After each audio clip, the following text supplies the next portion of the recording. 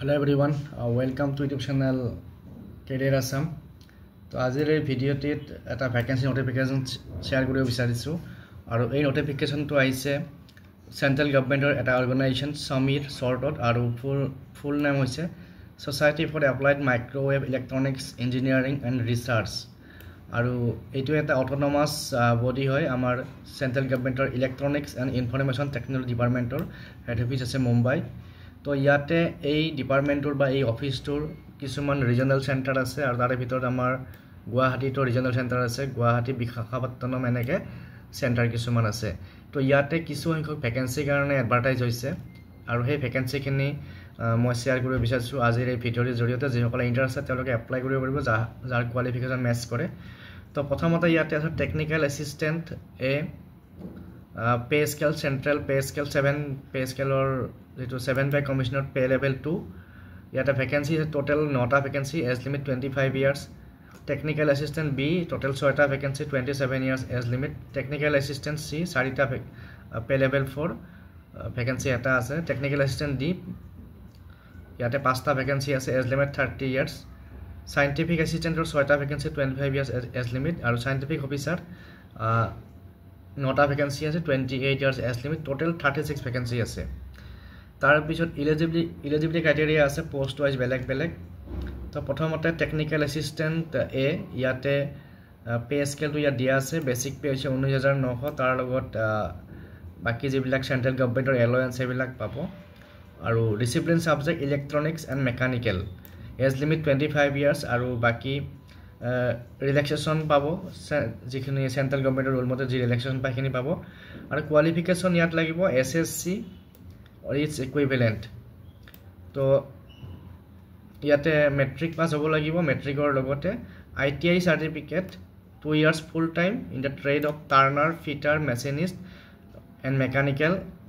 electroplater welder gas and electric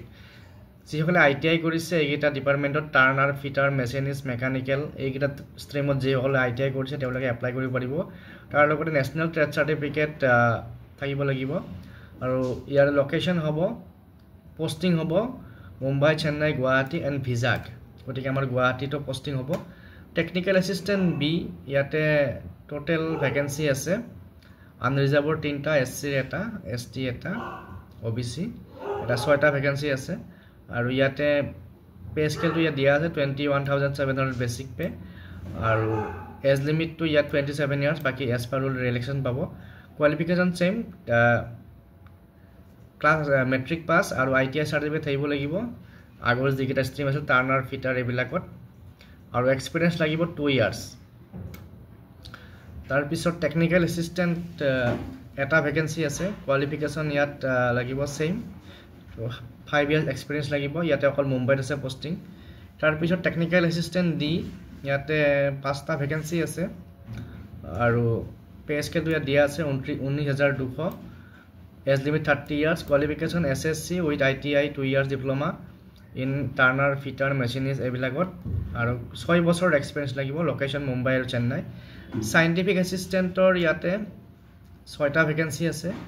আৰু basic pay 35400 আৰু ডিসিপ্লিনটো হৈছে electronics age limit 25 years educational qualification লাগিব diploma in electronics communication or BSc in physics chemistry electronics from recognized institute তাৰ পিছত scientific officer ইয়াতে total 9টা vacancy আছে আৰু বেসিক পে হৈছে 46900 44900 সাবজেক্ট আছে electronics electrical civil qualification diploma in electronics electrical civil communication নাইবা BSc physics electronics আৰু 4 years এক্সপেৰিয়েন্স লাগিব আৰু লোকেশন পোস্টিং হ'ব মুম্বাই চেন্নাই ভিজাগ গুৱাহাটী কলকাতা গতিকে এইখিনি হল কোৱালিফিকেশন এডুকেশনাল কোৱালিফিকেশন ডিটেইলছ বাকিখিনি চাম তাৰ কথা সকলোকে ৰিকুৱেষ্ট কৰিম চেনেলটোত যদি নতুন গৈছে সাবস্ক্ৰাইব কৰিব ভিডিওটো শেয়াৰ কৰিব ফ্ৰেণ্ডৰ মাজত আৰু এই পোষ্টৰ কাৰণে অনলাইন এপ্লাই কৰা লিংকটো হৈছে এটো samir.gov.in আৰু লাষ্ট ডেট হৈছে 31 অক্টোবৰ তাৰ পিছত যিসকলে এপ্লাই কৰিব বিচাৰে তেওঁলোকে এই ওয়েবসাইটত গৈ পেলাই ডিটেইলছখিনি চাব পাৰিব আৰু এপ্লাই কৰোঁতে কি লাগিব ইয়াত দিয়া আছে তাৰ পিছত